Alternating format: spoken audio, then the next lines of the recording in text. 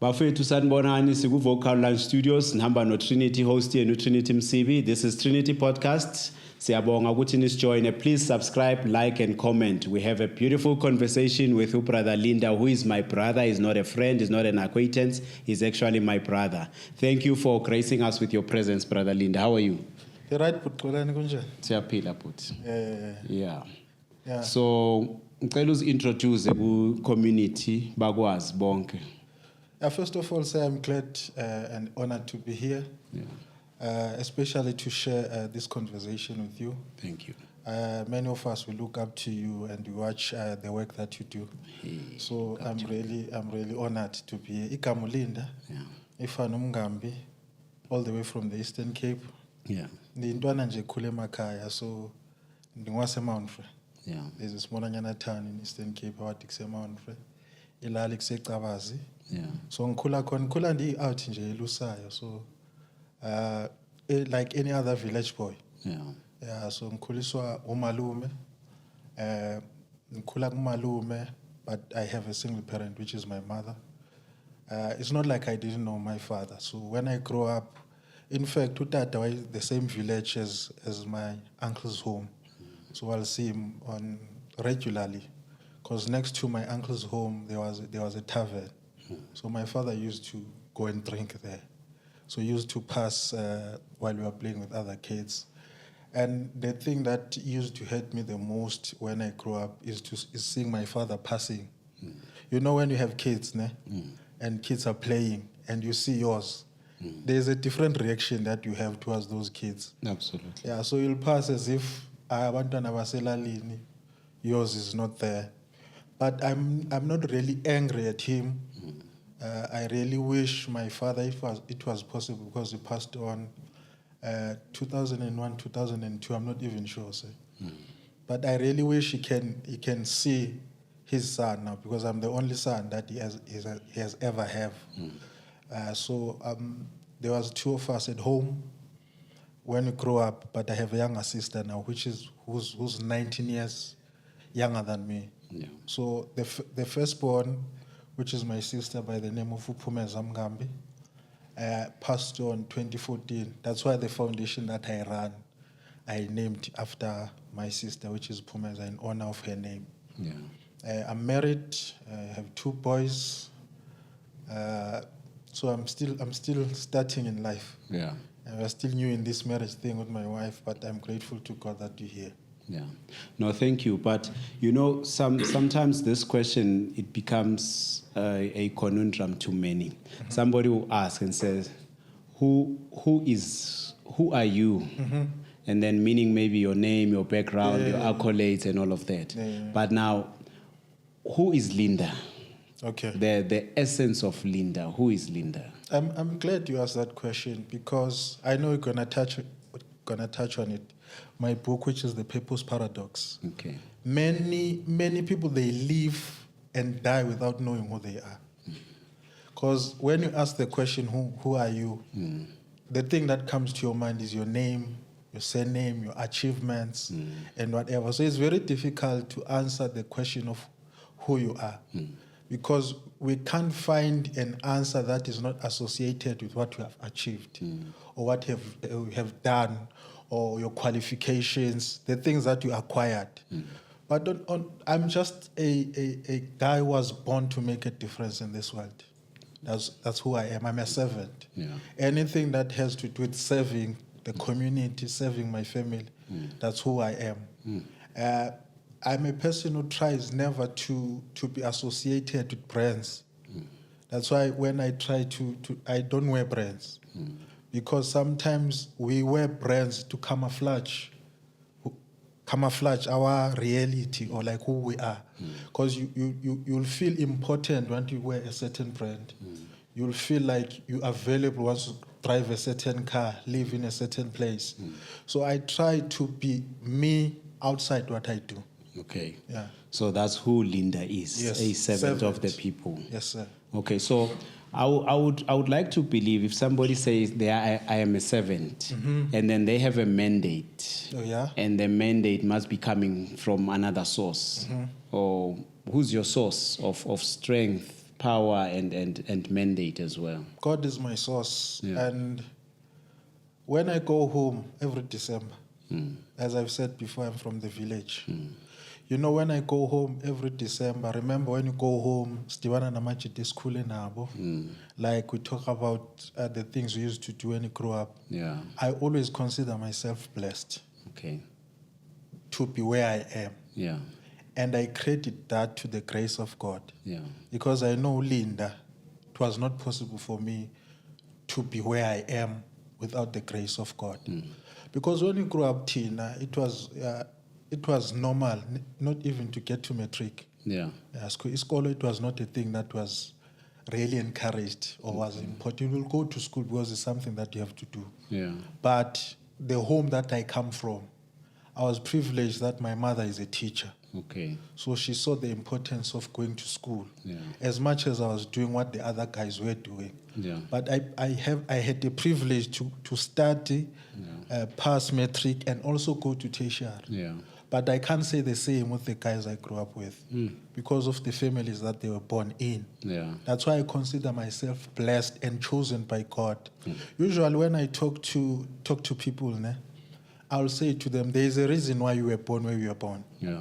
Because what I'm trying to do, I'm trying to go back home and empower the younger generation because I know the background. Yeah. I know what it takes for you to come out of that. Yeah. So the position that I'm at now, to be sitting with you like this, it can only be the grace of God that it is possible to rise wherever you come from. In my book, there is a statement that I say there. Yeah. Your background must not define you.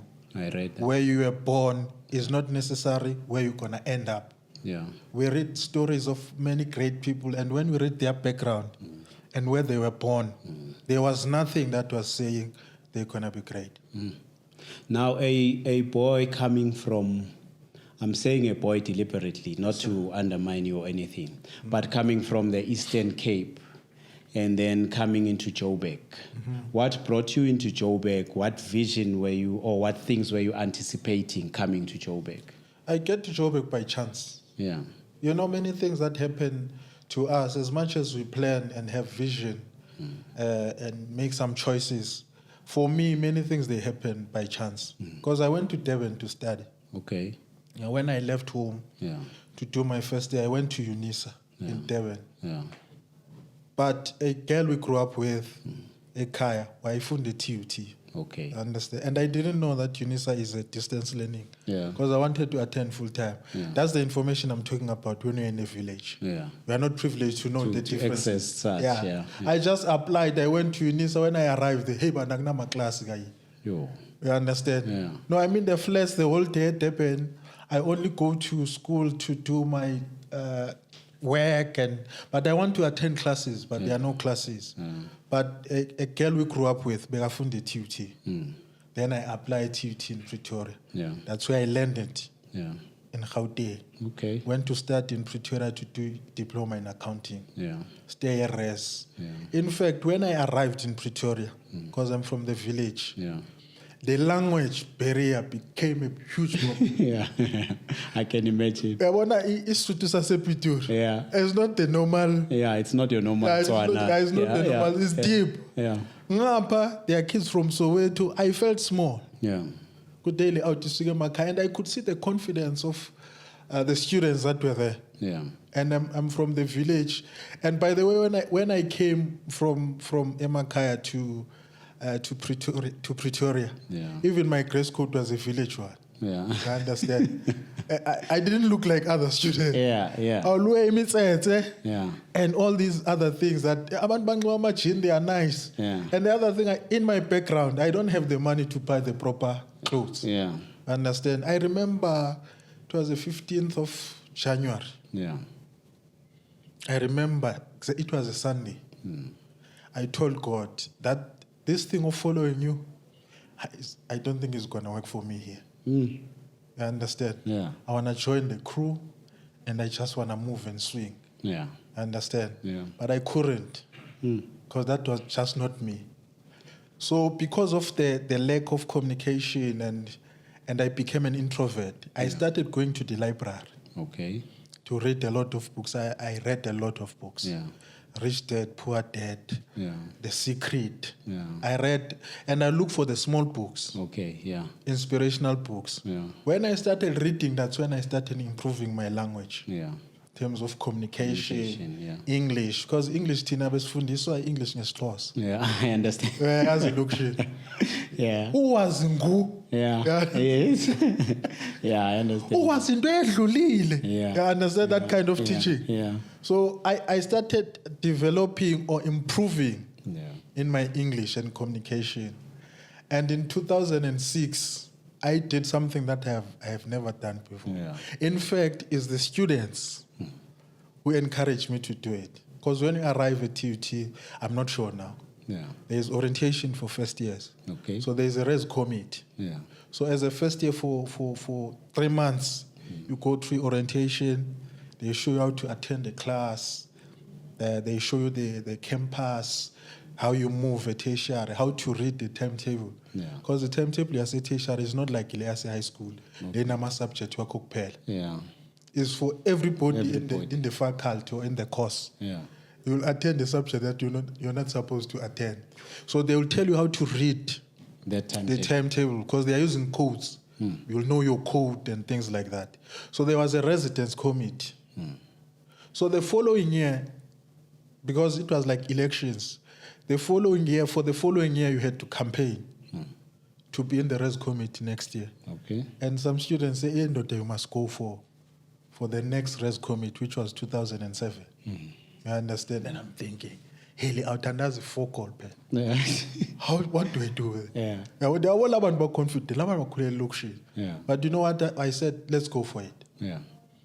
So my portfolio was spirituality. You know, Mr. Trinity, when we used to plan as a res committee, because we'll plan what's going on in the res, the year calendar, the year plan, and we'll do some activities, other res. Yeah. I will sit there, people they will talk about quotations. Yeah.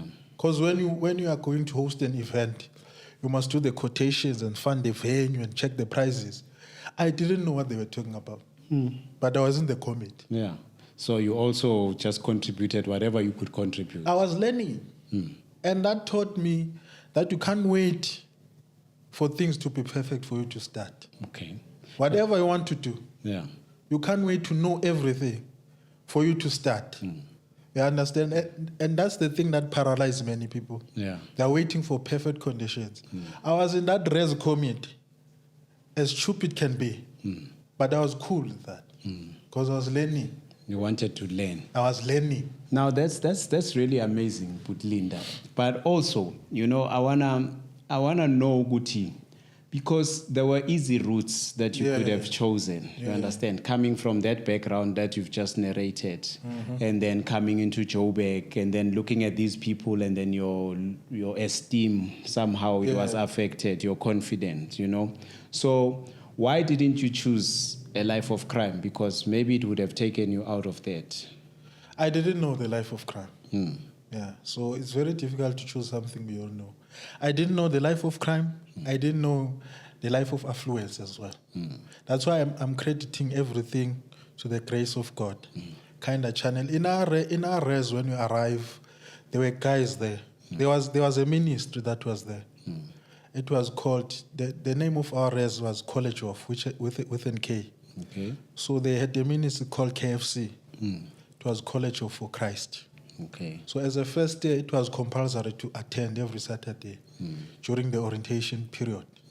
So when I arrived at Dres, I was exposed to that. Okay. Of which is something that I know from home, which is church. Yeah. I understand. Yeah. For me, it was even difficult to date at Dres. That's why I don't have history that much of dating. My wife, if I can put it in literal terms, she's the second woman I ever said I love. Because the first one that I said I love, trying to do something that I was not used to. And in fact, she laughed at me. You understand? And then Yeah. Kwenzakalani mfundisi Ncebo? Yeah, I can imagine. Yeah. So that was a shortest relationship I've ever had until I met my wife. Yeah.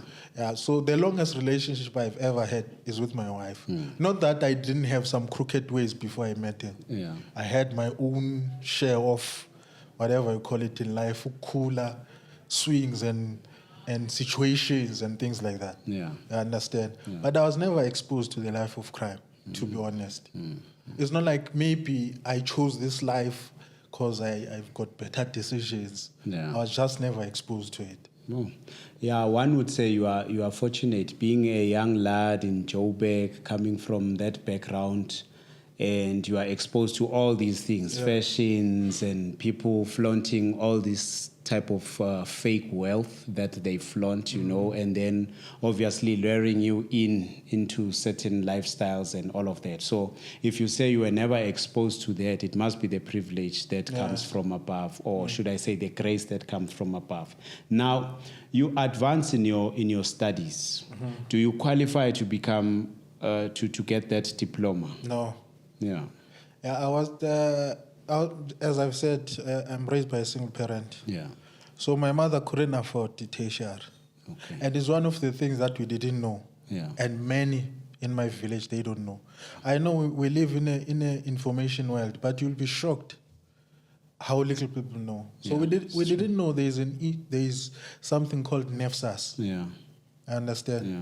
So I went to tertiary. The only money my mother had was a registration for the institution and the registration for the res, which was 1.5 res, and it was 1.2 institution to get a student number, student card, and everything. Yeah. So my mother gave me 2.7 to deposit so that I register, and we'll see what happens during the year. I found out there's NEFSAS. Okay. I understand. I started going to the NEFSAS office and applying. That's where I got the payment of the fees. Yeah. But remember, NEFSAS you must pass. Yeah. I passed well in the first year, and as I've said, I was bad in communication. So I failed communication. And when I failed communication, I cracked communication the second year. Okay. But now I was starting to see goal as a young man. Now I'm no longer focused kahle scale. Okay. I started failing some subjects second year. And when you fail certain subjects, I'm not sure now, but when you fail, then NEFSAS won't pay for the subject that you have failed. Yeah.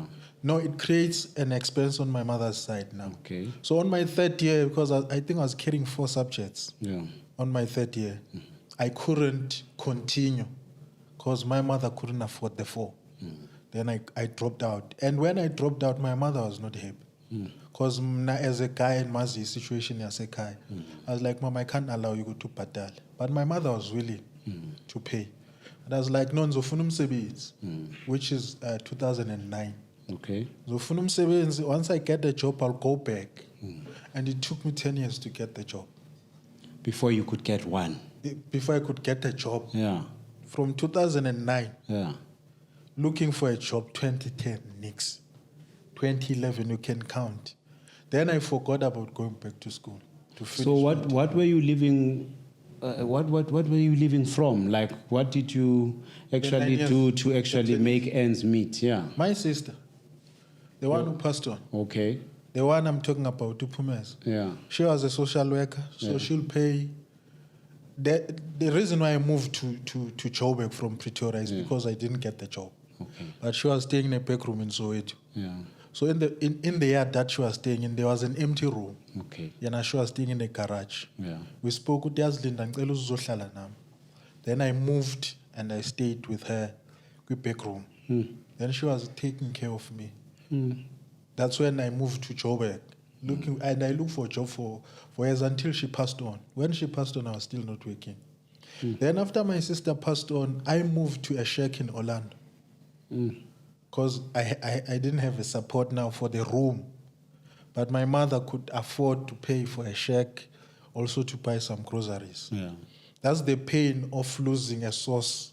Because my sister was kind of like a source of your income, if I can put it that way. Yeah. That's the pain of losing that. You know, that's why I sometimes talk to people, especially people who grow up in location where you have a place to fall back to. That you might not necessarily understand a child who's from a KZN Mtuba or Emadombicha in Limpopo. Yeah. When they are in Joburg, the only accommodation they have is res.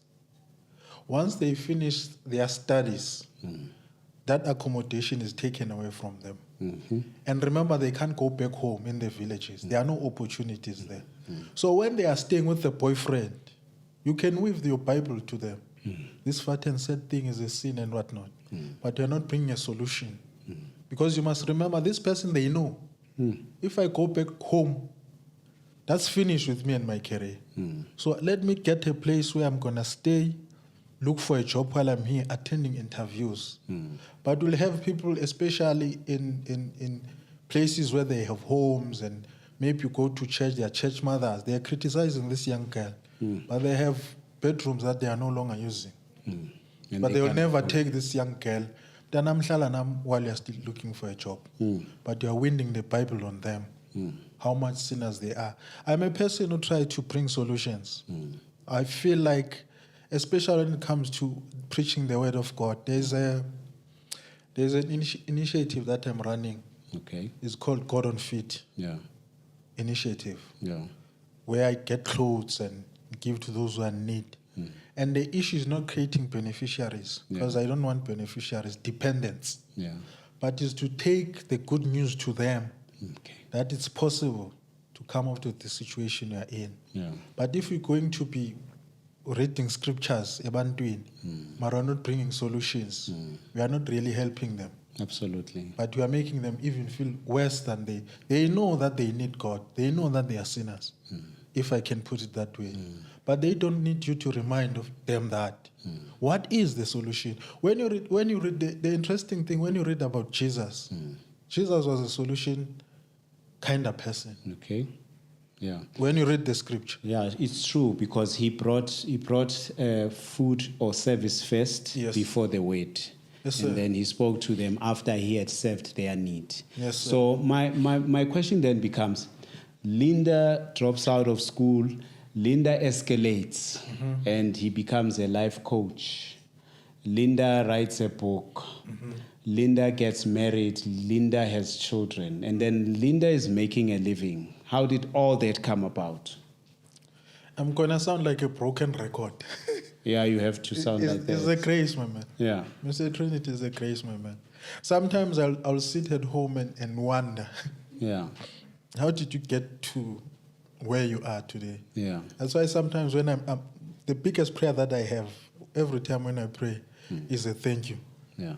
Thank you. As much as I ask God for certain things that I want to achieve, but I thank God every day that I find myself where I am today. Why it was not Smangmang, a school in I. It happened to be me.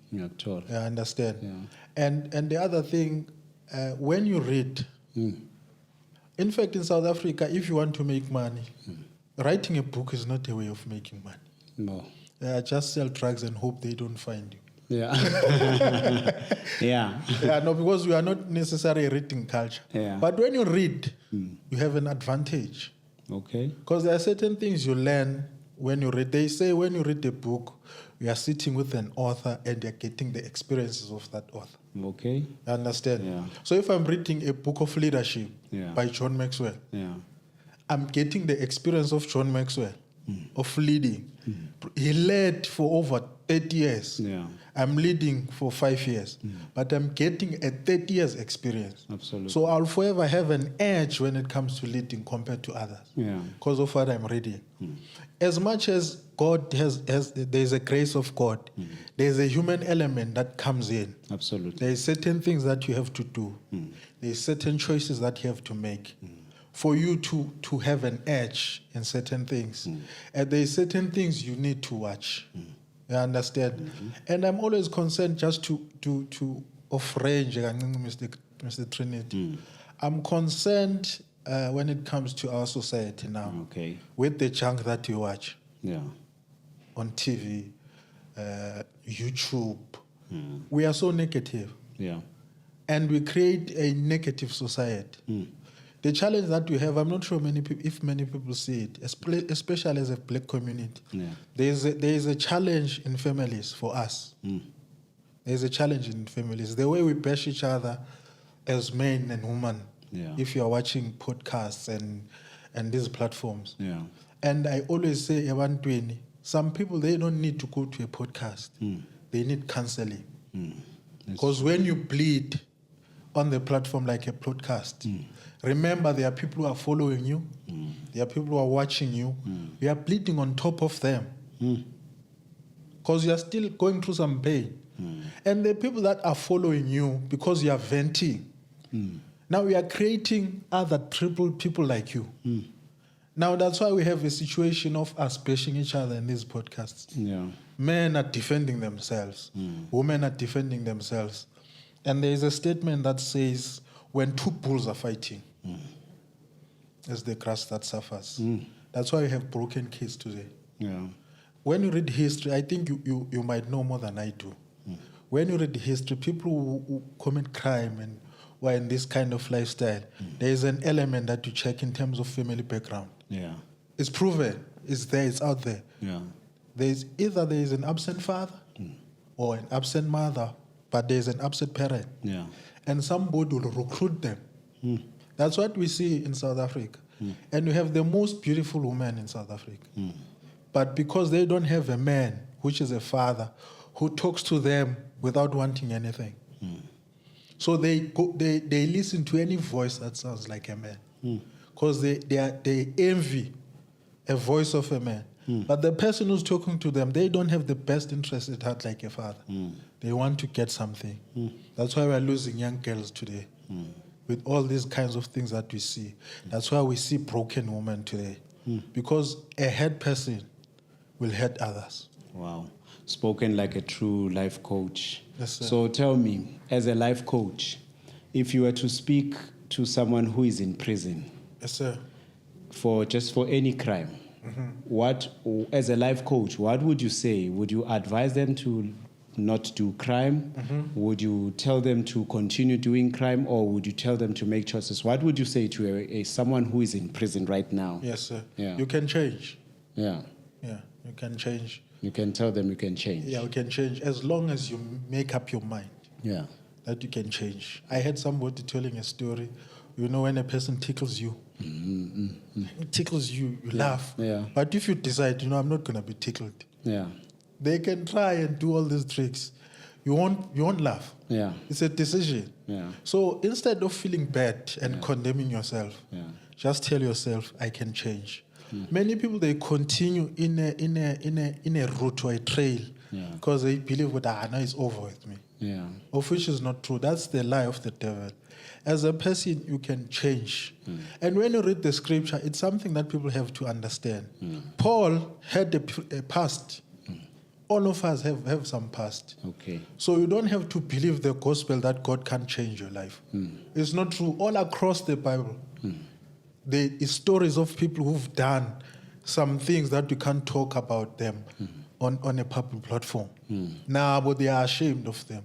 When you talk about David, the interesting thing about David, the Bible said he was in God's heart, or He was a man after God's heart. was a man after God's heart. But you know what David did? He got a child while he was married. Absolutely. From a married woman. For him to get to that woman, as a king, he sent the husband to war. fight so that he dies there. But that man, that man is a God's man heart. after God's heart. Yeah. But we have a tendency of forgiving that David and don't forgive this one. That we know. Yeah. So I understand. you are saying a person should forgive themselves and move on. Yes, sir. Yeah. So Yes, sir. in that conversation, I still worry also about someone who hasn't been to prison, but who's undecided as to what will I do with my future, my life, especially as things stand in our country. There are no jobs. Yes, sir. There's no, somebody who's supporting you or anything of that nature. So what do you say to such, whether it's a girl child or a boy child? What do you say to them? The same data that you are using, watching TikTok, and same data that you are using browsing Facebook, the same data that you are using watching whatever that you are watching. The question is it benefiting you or is it making you grow as a person? What I'm trying to say, Mr. Trinity, is this. You can use the same data that you are using to watch TikTok and learning a skill, learning something.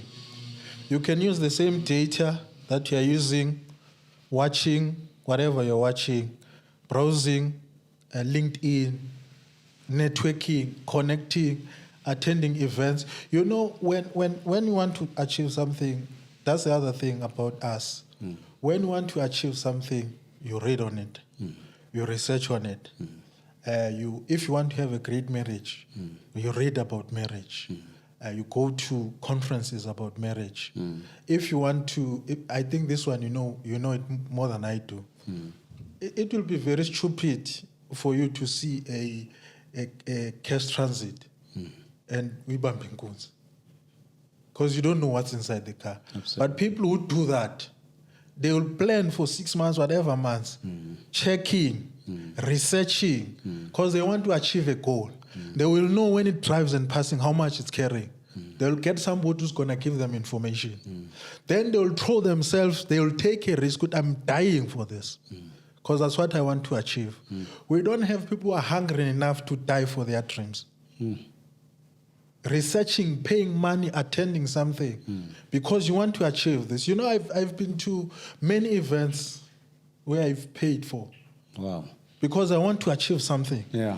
So if you're hungry enough to achieve something, you will invest on it. You will read on it. You will research on it.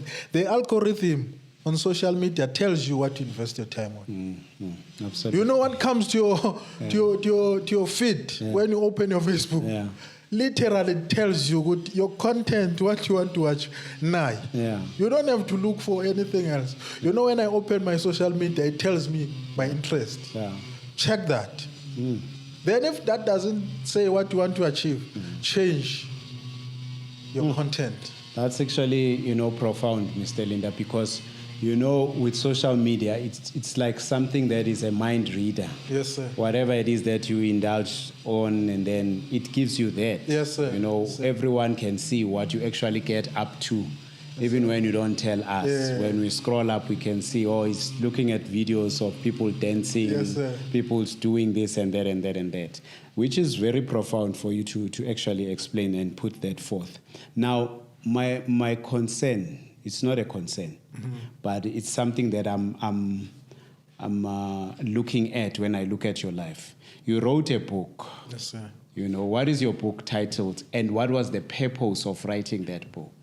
The purpose of writing the book was purpose.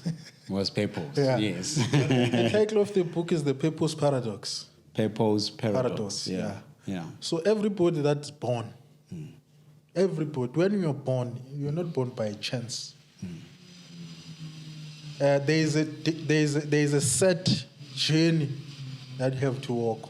It's like when you do a puzzle. All the parts of the puzzles are there. Then when it's just to figure out which puzzle for which part of this puzzle. So when you are born in life, that's what I've discovered when I move areas. But many of us, we live life without knowing why we were born. And it's Dr. Miles Monroe, in fact, who inspired me to write that book. Because he said the greatest discovery in life is self. Once you discover who you are, nobody will tell you who you are.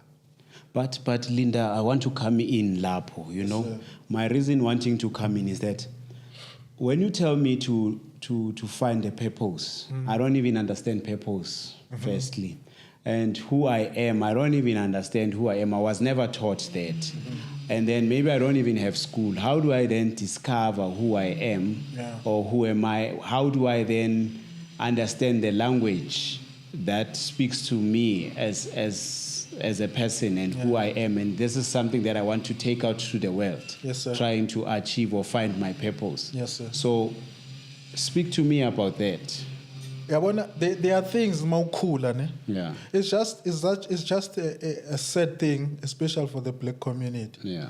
That we don't have parents, because parents, they have a gift of discovering the gift of their children. Okay. But if there is no one, you'll figure it out. Mara, there is something mawukhula, like any other person, that you feel comfortable doing. Yeah. Could be singing, could be running in sports, whatever. Yeah. Mara, there is something that God instilled in us. That, if I do this, I'm in my sweet spot. You understand? I'm comfortable. Me and you now, if you can give us a microphone to sing. Yeah. So bimbela, because that's, it will be a disaster. There are people who takes a microphone, Mr. Trinity. Yeah. When they start picking that note, my man. Yeah. You cannot tell that they're just woken up. Yeah, you can't. Yeah. That's their sweet spot. Yeah. So all of us just find that. But what we do, because of the backgrounds that we have, especially for parents, because you wanted to be a doctor, sipushela abantwana to do something that they were not born to do. That's why we have frustrated doctors. Yeah. Frustrated engineers. Yeah. Yeah. So it's imposed dreams. Yes. It's not their dreams, but they are living their parents' lives. Yeah, it's not what we were born for. Yeah. A person was born for, they say once you find what you were born for, you'll never work a day in your life. There are things I do, my man, and I'm not even getting paid for them. And just to cut you a bit now, before I forget this thought, I was complaining to God one time and praying and like, Mara, God, this is not fair. I'm doing this for the community. I'm doing this for people. I'm doing this. I'm doing the other. Mariamila, if I move, I corner, this is not fair. Yeah. I understand. You know what God told me? Two things. One, he said, I'm going to give you these two things that a person cannot give you, money cannot give you. Even if a person says thank you, you won't get that. Number one, I'll give you contentment. Okay.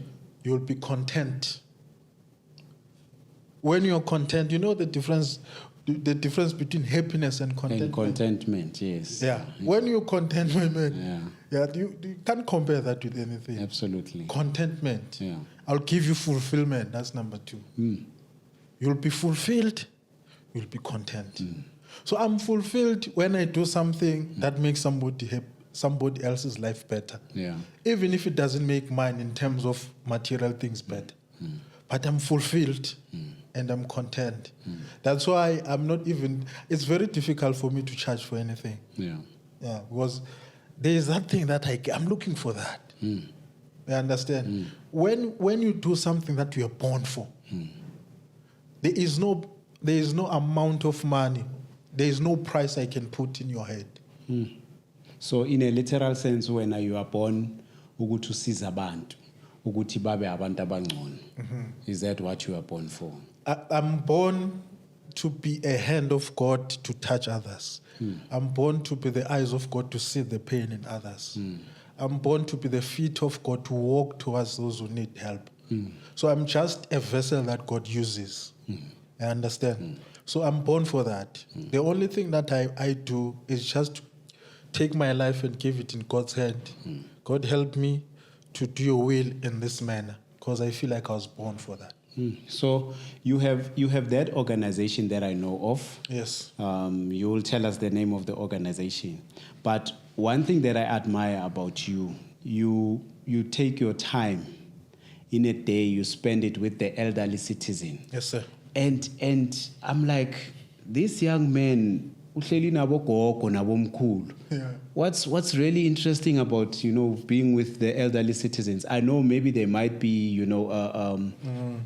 gems of knowledge and all of that. Yeah. But what's really interesting about you taking care of them, giving them exercises, food, clothing, and trying to make them happy? What fascinates you about that? And while we are still on that, I'm grateful for the team that we work with, the Protea Clan. Yeah. Looking after the senior citizens, we have an interesting team of young people who are trying to look after the senior citizens. So it's not a credit, honestly, for me alone. I'm just happen to be the one who's maybe driving the car. But it moves because of all of us. Absolutely. The interesting thing about the work that we do with the senior citizens, we run a center for senior citizens. They come every day, exercise, we cook for them. They do gardening. It's a service center kind of center. So it's not abahlali la. Okay. They come and they go to their homes. It helps them to avoid certain diseases, dementia, the diseases that you get as an old person when you are not active. And you see the thing I was talking about of being fulfilled and content, that fuels me. When we see those senior citizens, they love us, my man. Yeah.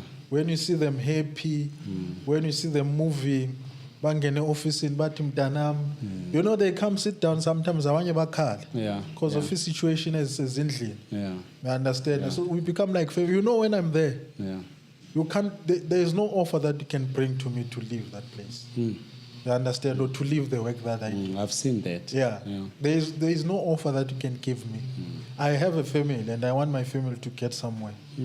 But doing that and the other things that a person does goes to that fulfillment and contentment. I'm That talking contentment, yeah. So now you get a senior citizen, a granny for an example. Yes, sir. They come to you. They say, my child is a delinquent, he's been in and out of prison. How do you assist? We collaborate.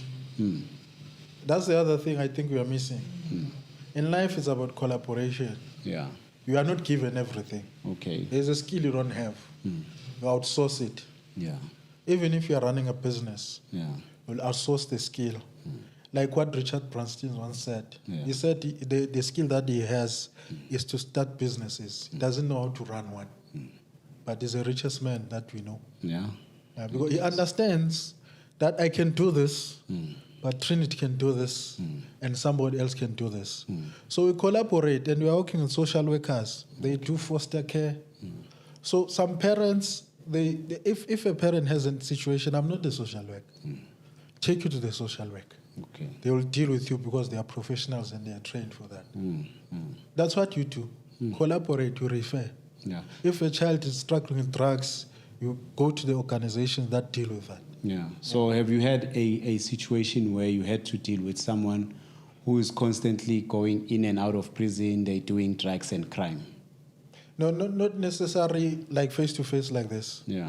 But we've got many people struggling with drugs because we work with organizations that deal with that. Yeah. So we'll meet them there. We'll go also doing outreaches, going to the guys who are sitting in petrol stations who are struggling with drugs and talk to them. You know, there was an interesting conversation I had with one guy. We're cooking for them. The guys were sitting in petrol stations. Yeah.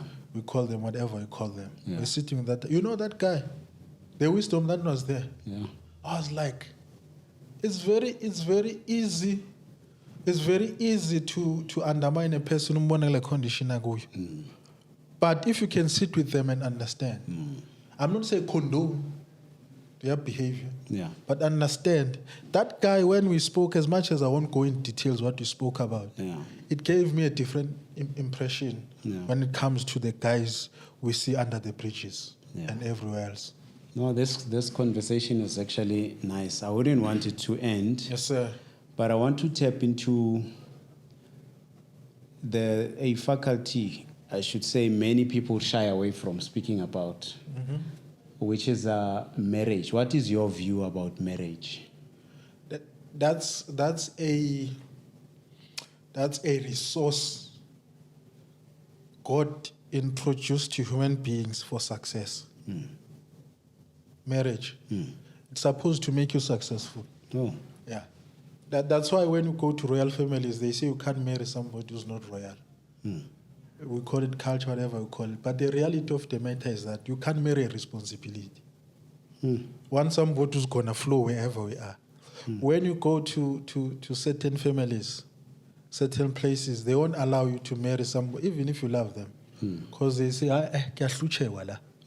because the purpose of marriage was to build families, and families that are striving.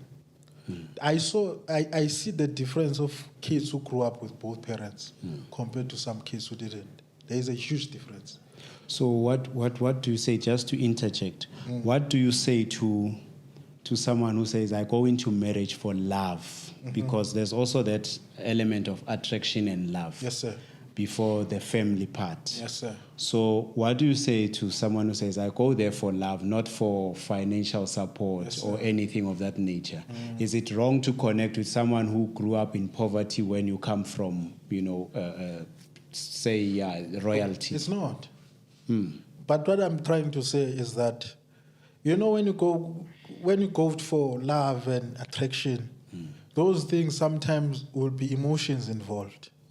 Understand? Attraction is what you see. But remember, this is a room that I'm in.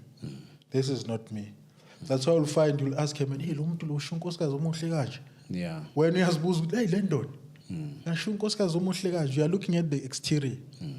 But the person that they've met, once they stayed with this person, was not the person that they saw. Understand? So you don't build marriage because of attraction and love. It's a decision. Okay. Love is a decision and it's a choice. You decide to use this one, I'm going to love them. Short or tall, poor or rich, I'm going to love them. But you need to be intentional. I feel like many of us, we are not intentional. You have to have a goal that you're hitting. I always say to my wife, we need to have a dream every time that is bigger than us. Because once we don't have a place where we are shooting, where we want to get to, we'll hit each other here.